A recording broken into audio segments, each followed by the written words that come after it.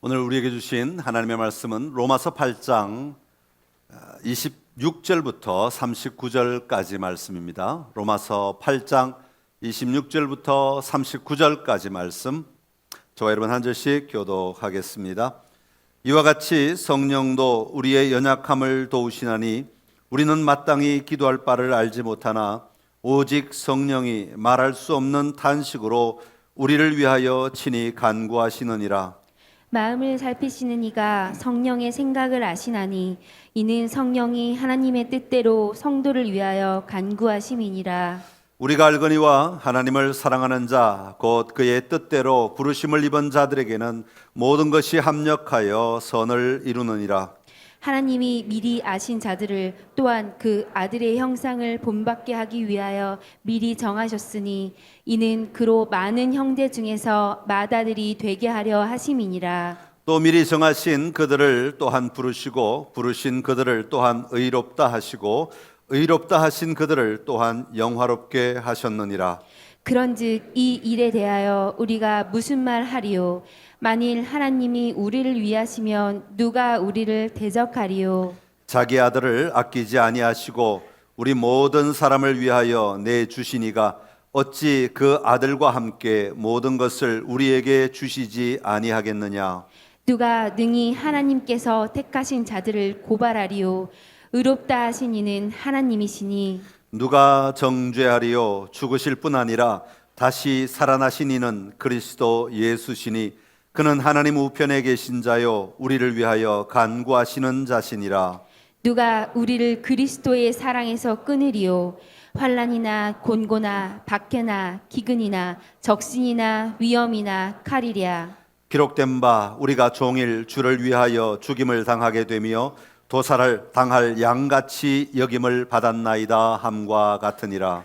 그러나 이 모든 일에 우리를 사랑하시는 이로 말미암아 우리가 넉넉히 이기느니라. 내가 확신하노니 사망이나 생명이나 천사들이나 권세자들이나 현재일이나 장래일이나 능력이나 높음이나 깊음이나 다른 어떤 피조물이라도 우리를 우리 주 예수 그리스도 예수 안에 있는 하나님의 사랑에서 끊을 수 없으리라. 아멘. 할렐루야. 복된 주일 주님 앞에 나오신 여러분을 환영하고 축복합니다. 또 오늘 교회 처음 나오신 분도 계시는데요, 편안하게 이곳이 마치 여러분의 집인 것처럼 그렇게 누리시기를 바랍니다. 오늘은 개념 정리 6번째 시간입니다. 구원과 구원의 확신에 대해서 좀 정리하는 시간을 갖도록 하겠습니다.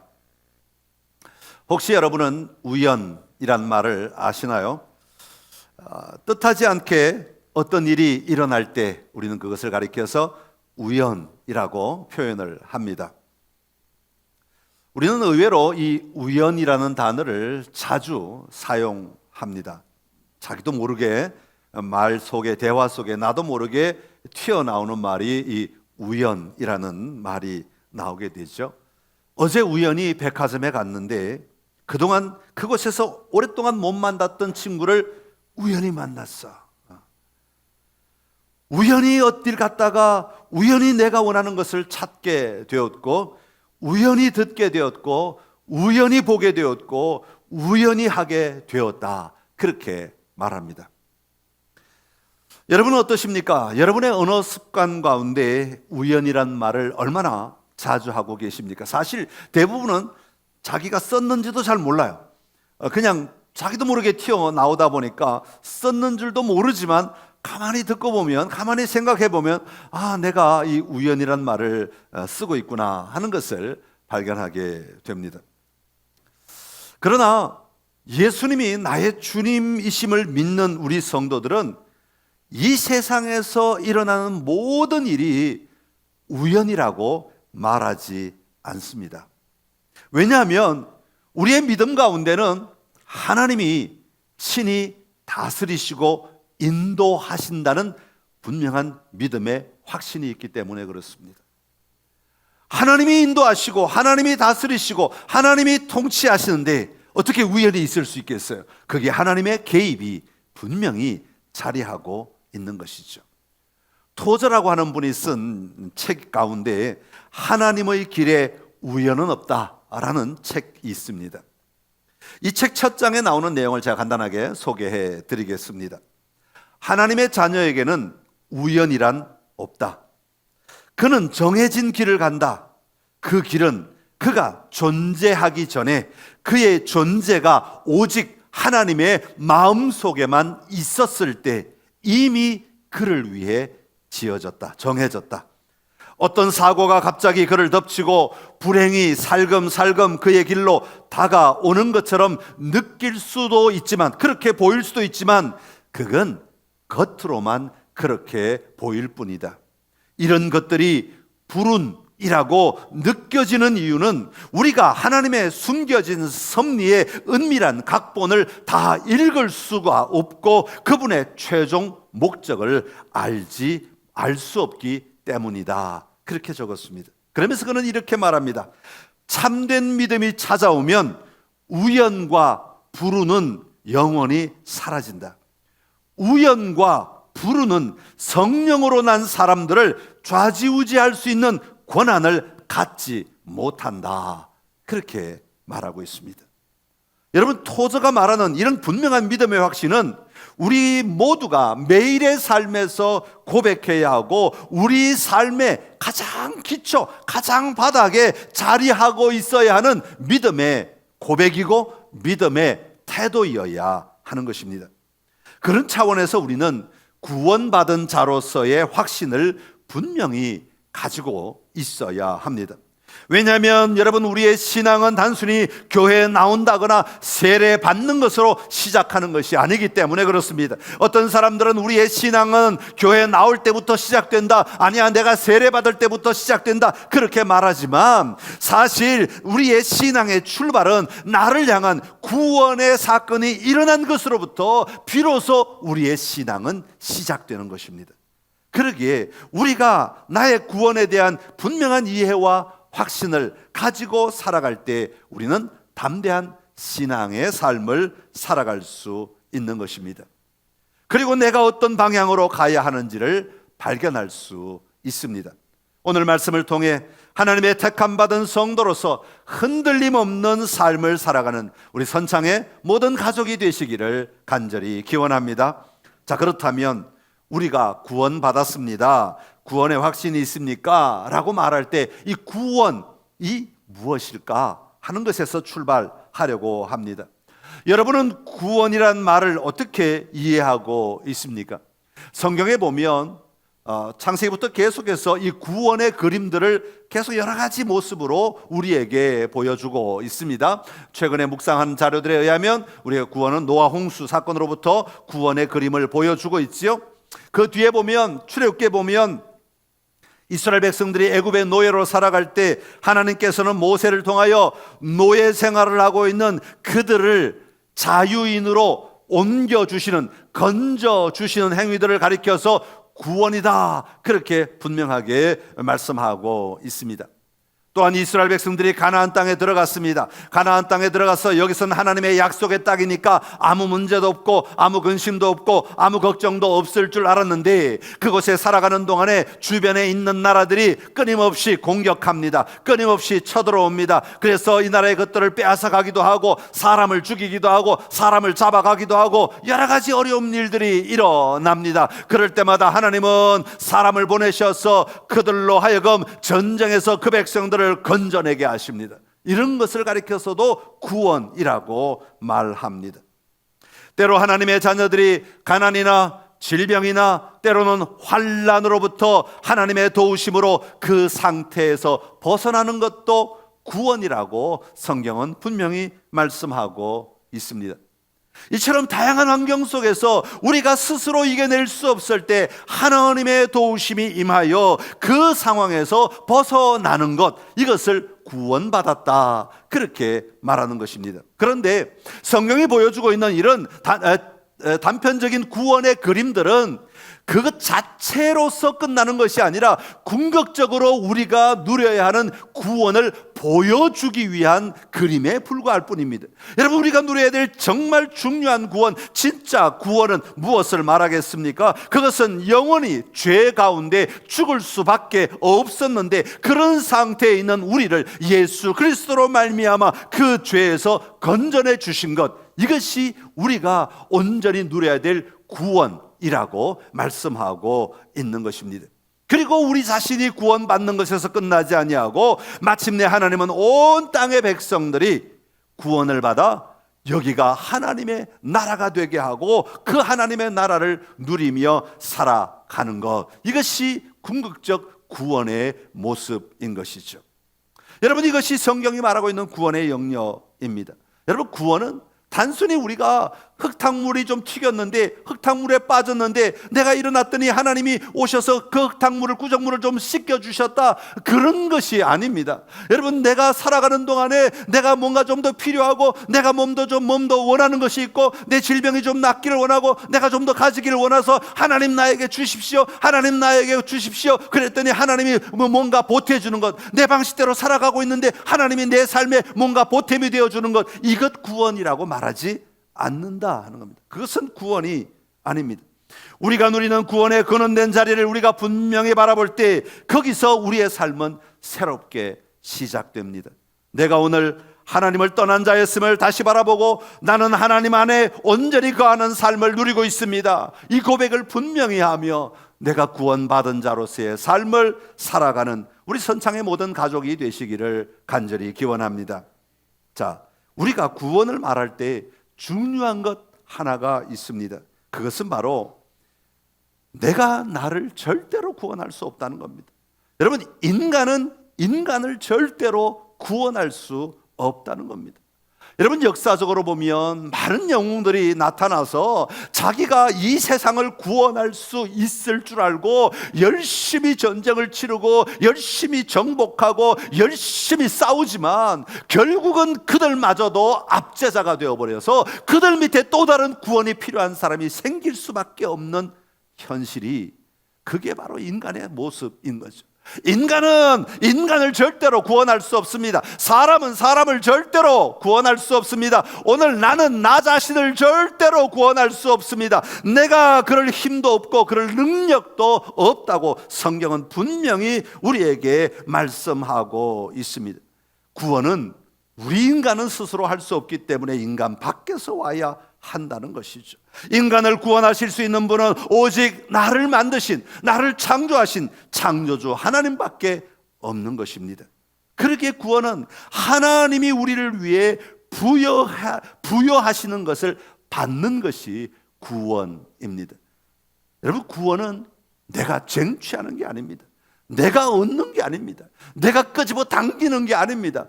구원은 하나님이 주시는 것을 내가 받기만 하는 것입니다.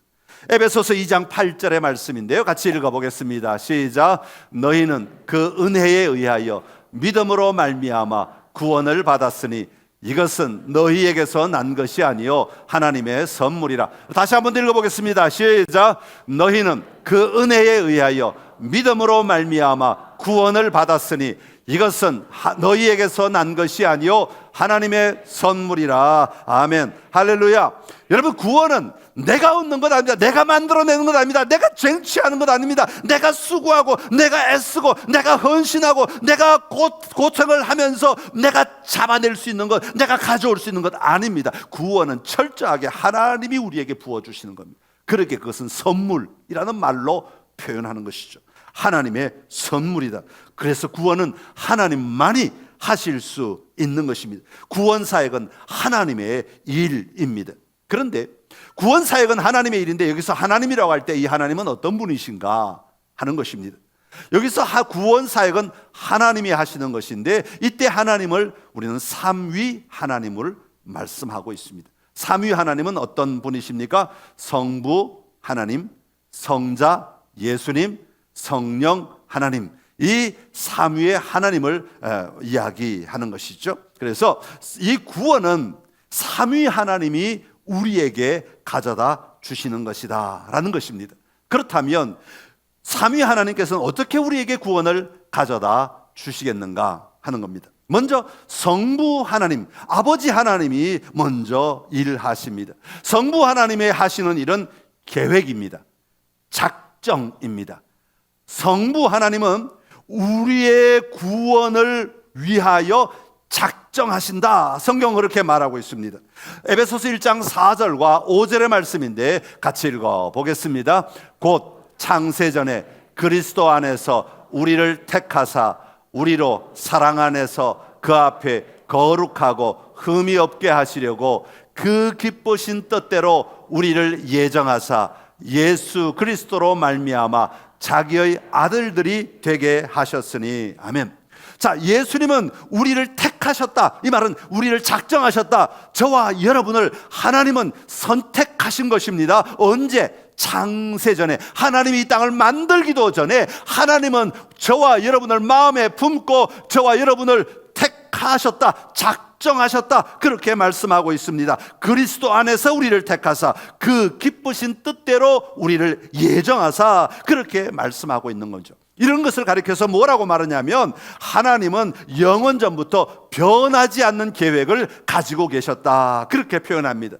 여러분, 하나님의 이 작정은, 하나님의 이 선택은, 하나님의 이 계획은 절대로 무너지지 않습니다. 절대로 바뀌지 않습니다. 절대로 변하지 않습니다. 세상에 코로나가 왔기 때문에 이 계획이 바뀌는 것 아닙니다. 이 세상에 전쟁이 났다고 해서 이 계획이 바뀌는 것 아닙니다. 이 세상이 열이 많이 올라간다고 해서 하나님의 이 계획이 바뀌는 거 아닙니다. 하나님의 계획은 만세전에 가지신, 만세전에 저와 여러분을 향하여 하나님의 작정하심은 절대로 변하지 않는다는 것. 이 계획은 하나님은 영원하신 것이고 절대로 변하지 않는다. 다시 말하면 하나님의 이 계획은 우연이나 우발적이거나 불확실한 사건이 아니라고 하는 겁니다. 저와 여러분이 오늘 이 자리에 앉아 있는 것은, 내가 하나님을 믿습니다라고 말하는 것은 우연히 일어난 사건이 절대로 아니라는 것을 말씀합니다. 하나님의 작정하심으로부터 시작하였다라고 말씀하고 있는 것입니다. 여러분, 놀랍지 않습니까? 창세전부터 하나님은 저와 여러분을 알고 계셨어요. 하나님은 저와 여러분을 선택하셨어요. 하나님은 저와 여러분을 마음에 품으신 것입니다. 그리고 결정하신 것이죠. 내가 이 사람을 구원하리라. 여러분, 하나님의 이 작정, 하나님의 작정, 반드시 이루어지는 하나님의 이 작정을 우리는 분명히 보고 누려야 할 줄로 압니다. 자, 그런데 성부 하나님께서 우리를 택하시고 자녀로 삼으시겠다고 예정하시고 작정하시고 계획하셨다면 이걸 누군가가 실행을 해서 우리가 하나님의 자녀가 될 수 있도록 만들어 주셔야 되잖아요.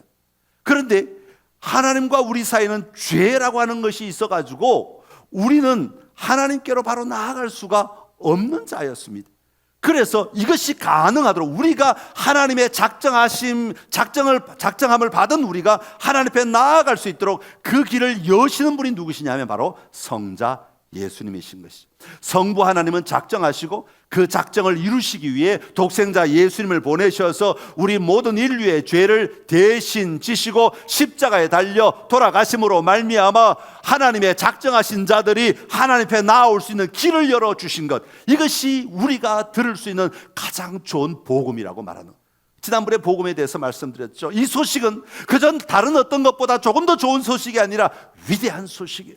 여러분, 우리에게는 이것보다 더 아름다운 소식이 없어요. 하나님이 친히 우리를 작정하시고 그 작정 속에 그것이 실행되도록 하기 위해 우리를 위해 일하셨다고 하는 이 놀라운 소식, 여러분, 이 소식을 가지고 늘 살아가는 은혜가 있기를 간절히 기원합니다. 자, 하나님 아버지께서 작정하셨어요. 성부 하나님이 작정하셨어요. 그리고 성자 예수님께서 그 길을 열어주셨어요. 이 땅에 오셔서 십자가에 달려 돌아가시고 부활하시고 승천하심으로 말미암아 이 길을 열어주셨어요. 그러면 예수님이 행하신 이 놀라운 위대한 사건이 어떻게 나에게 적용될 수 있는가, 오늘 나에게 어떻게 적용될 수 있는가 하는 겁니다. 여러분, 이것을 적용시키시는 분이 누구냐 하면 바로 성령 하나님이신 것입니다. 그래서 구원 사역은 성령 하나님이 하시는 일입니다. 성령 하나님을 통하여 우리를 부르시고 구원의 역사가 우리 가운데 우리 각자에게 적용되도록 일하시는 하나님이 바로 성령 하나님이신 것입니다. 사랑하는 성도 여러분, 여러분은 어떻게 그리스도인이 되셨다고 생각하고 있으십니까? 우리가 죄로 말미암아 영원히 죽을 수밖에 없는 상태에서 새 생명을 얻어 살아갈 수 있는 구원의 역사는 절대로 나의 힘이나 나의 지식이나 나의 노력이나 나의 선행이나 나의 열심을 가지고 되는 것이 아니라고 성경은 분명히 말합니다. 여러분, 이것은 우리 마음속에 반드시 새겨야 하는 것입니다. 세상의 종교는 자기의 열심으로 갑니다. 비나이다 공을 들여야만 그 신이 자기의 기도를 들어준다고 말합니다. 그것은 세상의 종교예요. 하나님은 그렇게 일하지 않으십니다. 하나님은 우리의 선행이나 우리의 열심이나 우리의 노력이나 우리의 지식이나 우리의 힘으로 나아가는 것이 아니라고 말합니다. 구원은 철저하게 하나님의 일하심 속에서 임하는 것입니다. 성령님을 통하여 놀랍게 나를 부르셨기 때문입니다 라고 우리는 대답할 수 있어야 하는 것입니다. 하나님께서 나를 불러주셨기에 내가 예수님께서 이루신 일이 나에게 적용되었고, 그로 인해 하나님 아버지께 내가 이제는 담대하게 갈 수 있게 되었습니다. 하나님 앞에 내가 반응하며 살아갈 수 있게 되었습니다.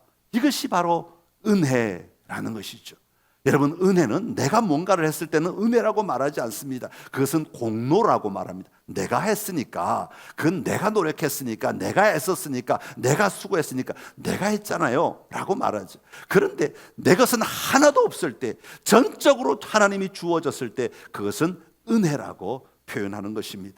내가 한 것은 아무것도 없습니다. 성부 하나님이 나를 선택하시고, 성자 예수님께서 나의 죄를 대신 치르시고, 성령 하나님이 나를 그리스도와 연합시켜 주셨기 때문입니다. 그래서 이것은 하나님의 은혜입니다. 내가 오늘 이 자리에 있는 것은 하나님의 은혜입니다. 내가 구원받은 것은 하나님의 은혜입니다. 내가 하나님의 자녀가 된 것은 하나님의 은혜입니다. 내가 하나님을 예배할 수 있는 것은 하나님의 은혜입니다. 여러분의 입술을 통해 이 은혜가 고백되어지기를 간절히 기원합니다. 우리의 삶은 이 은혜를 빼면 아무것도 남지 않습니다. 우리의 삶은 이 은혜가 아니면 살아갈 수 없는 삶. 그래서 우리는 은혜를 선포하며 은혜를 고백하며 살아가는 것입니다.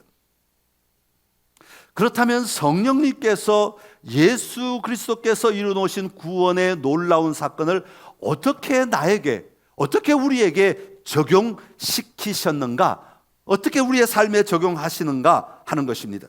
다시 말하면 어떻게 내 삶에 이 놀라운 구원이 일어났는가 하는 것입니다. 오늘 말씀 29절과 30절의 말씀입니다. 같이 읽어보겠습니다. 하나님이 미리 아신 자들을 또한 그 아들의 형상을 본받게 하기 위하여 미리 정하셨으니 이는 그로 많은 형제 중에서 맏아들이 되게 하려 하심이니라. 또 미리 정하신 그들을 또한 부르시고, 부르신 그들을 또한 의롭다 하시고, 의롭다 하신 그들을 또한 영화롭게 하셨느니라. 아멘. 자, 오늘 로마서는 아주 간단하게 단어만 쫙쫙쫙 나열했기 때문에 그 내용을 제가 저도 간단하게 오늘 다 자세하게 할 수는 없으니까 간단하게 설명을 드립니다. 먼저 성령님께서는 우리를 효과적으로 부르신다 그랬어요.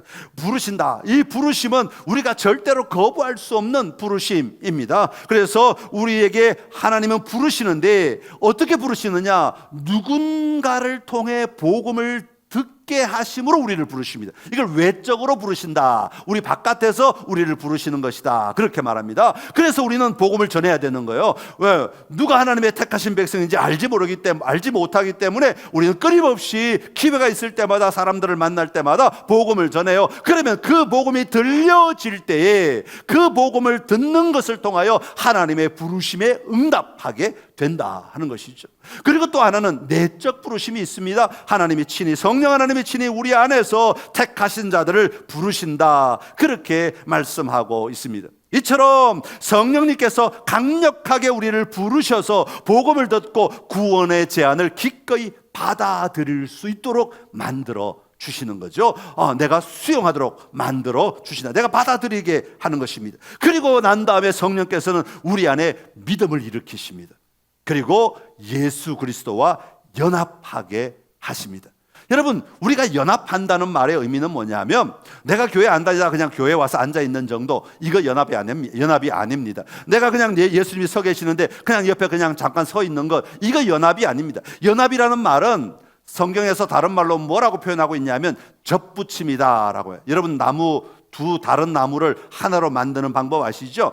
이쪽 나무에 중간을 쳐가지고 이쪽 접붙인 나무에다가 갖다 붙이는 거예요. 여러분, 연합이란 건 바로 이런 겁니다.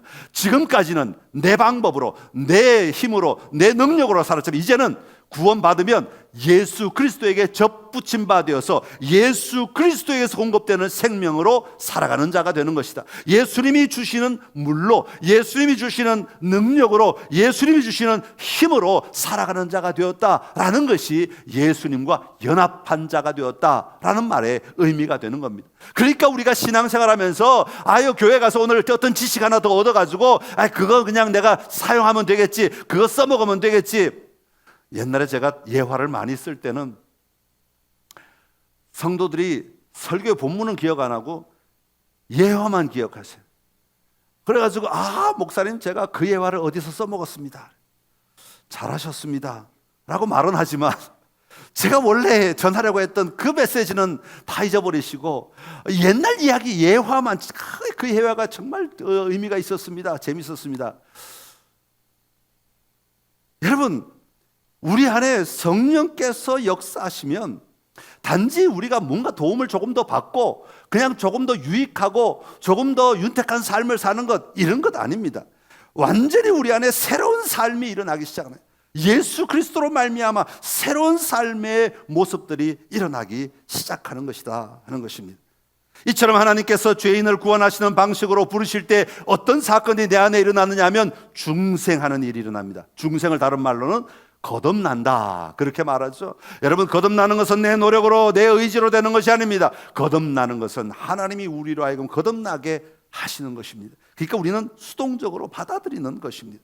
그럴 때 성령께서는 우리 안에서 일하셔서 우리를 삶의 새로운 길로 인도하기 시작하시는 것이죠. 그것을 회심의 삶이다, 회심이라고 얘기해요. 회심은 죄에서 돌이켜 하나님을 향하여 가기 시작하는 것, 하나님을 바라보기 시작하는 것입니다. 성경은 죄에서 돌이키는 것을 회개라고 하고 하나님을 향하여 돌이키는 것을 믿음이라고 얘기합니다. 그래서 구원이 우리 안에 임하면, 거듭남이 우리 안에 임하면 우리 안에 그 증거로서 회개가 일어나기도 하고 믿음이 일어난다, 그렇게 말하고 있는 겁니다. 그런 우리를 하나님은 의롭다 말씀하세요. 이제 너는 죄인이 아니다, 너는 의롭다, 그렇게 하나님이 말씀하십니다. 이건 선포입니다. 선포. 이제 의롭게 되어라, 그런 말이 아니라 너는 의롭게 되었다라고 땅땅땅 재판정에서 선포하시는 선포입니다. 그리고 말씀하시기를 너는 이제부터 나의 자녀다, 그렇게 말씀하시는, 너는 나의 아들이다, 너는 나의 딸이다 라고 선포하시는 것입니다. 그런 우리를 하나님은 그냥 두지 아니하십니다. 우리를 어떻게 하십니까? 거룩한 삶을 살아가도록 만들어 가십니다. 이런 과정을 성화라고 말합니다.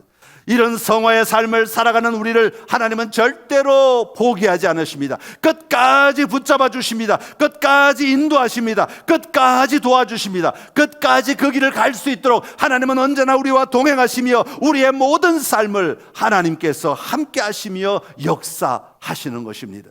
오늘도 하나님은 저와 여러분의 삶의 자리에 강건하시면서 다양한 방법으로 우리가 그 길을 갈 수 있도록 도와주고 계시는 하나님이신 줄로 믿습니다.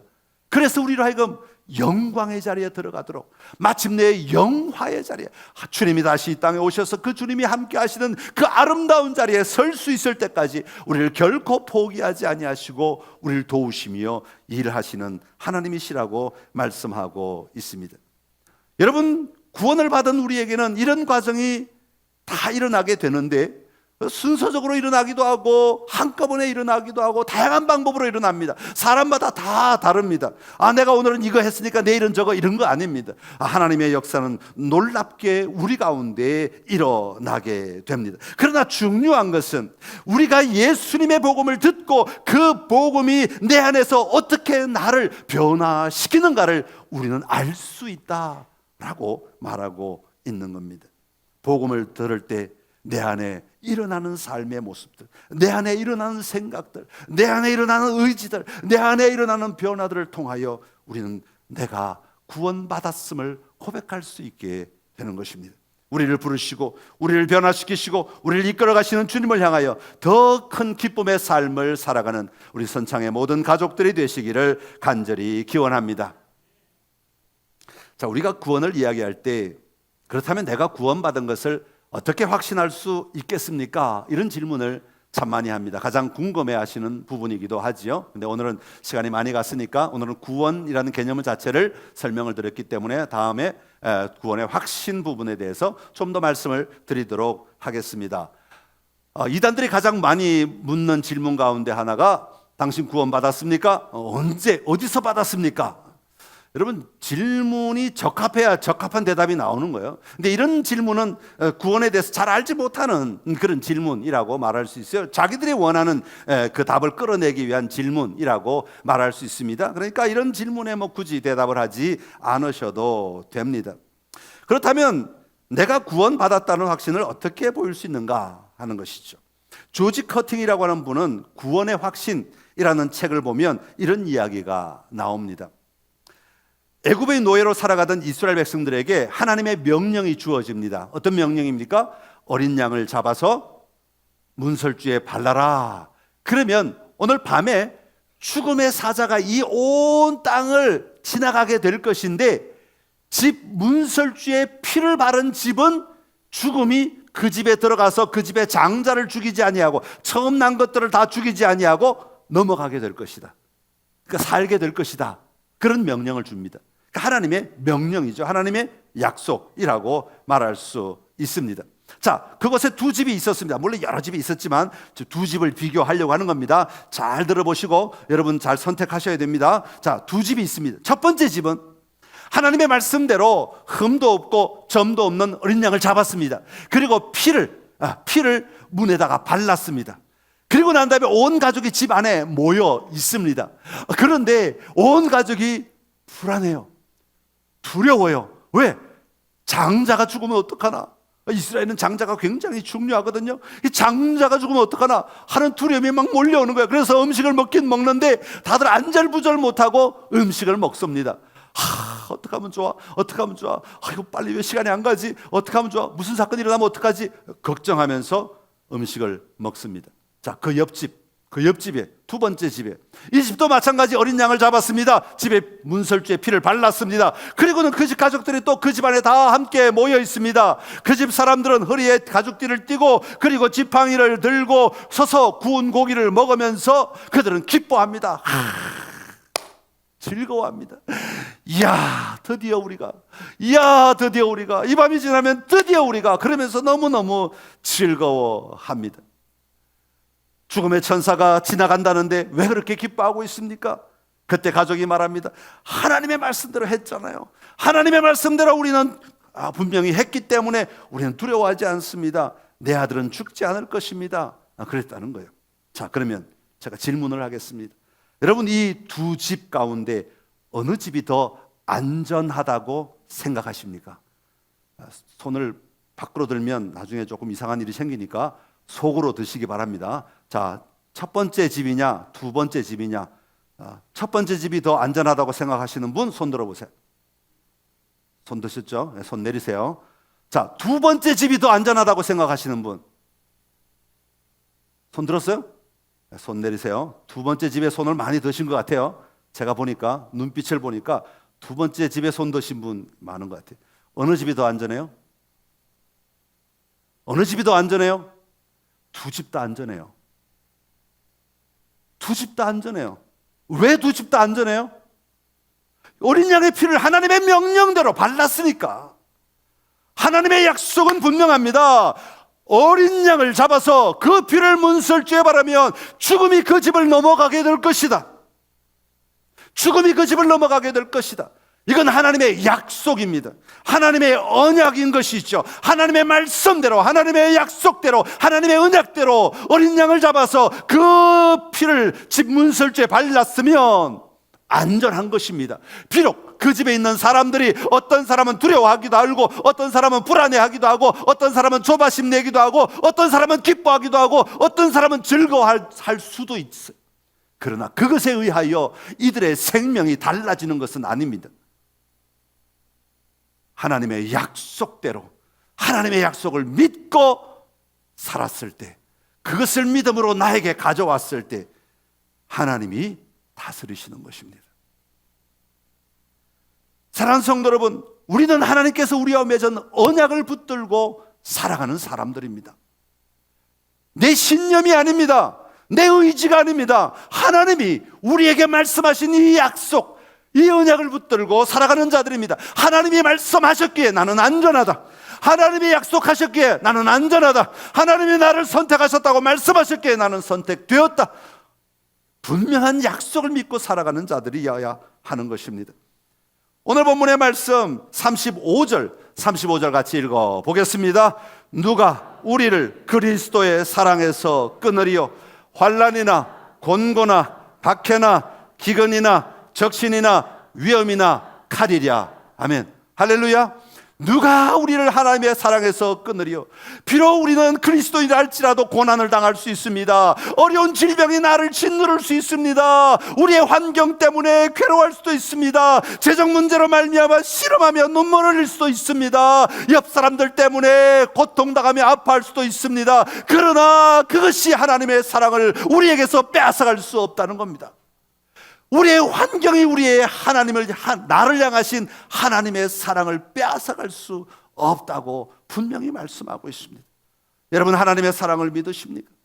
여러분, 오늘 저와 여러분 안에 있는 이 하나님의 사랑을 여러분 붙들고 담대하게 살아가시기를 간절히 기원합니다. 이 사랑이 우리를 살리고, 이 사랑이 우리를 자유케 하고, 이 사랑이 마침내 우리를 승리케 하실 것입니다. 그 사랑을 의지하십시오. 그 사랑을 신뢰하십시오. 그 사랑을 붙들고 날마다 살아가는 우리 귀한 선창의 모든 가족 되시기를 간절히 기원합니다. 기도하겠습니다. 참 좋으신 우리 하나님 아버지, 하나님이 이 땅을 만들기도 전에 먼저 이미 우리를 품으시고 택하여 주시고 우리를 위하여 예수 그리스도를 이 땅에 보내주시고 성령 하나님으로 말미암아 그 구원이 나에게 임하였음을 볼 수 있게 하시고 누리게 하여 주시니 감사합니다. 이 모든 것은 하나님의 은혜이고 하나님의 사랑 때문인 줄로 믿습니다. 그 은혜에 감사하며 살아가는 우리가 되게 하시고 그 사랑에 감격하며 살아가는 우리가 되게 하여 주시옵소서. 내 힘으로 내가 나를 구원할 수 없음을 분명히 기억하게 하여 주옵시고 내 노력으로 내 힘으로 내가 구원받을 수 없음을 기억하고 하나님 앞에, 하나님의 사랑 앞에, 하나님의 은혜 앞에 우리가 나아가게 하여 주옵시고 그 사랑을 온전히 선포하며 살아가는 우리의 날마다의 삶이 되게 하여 주옵소서. 예수님의 이름으로 기도드리옵나이다. 아멘.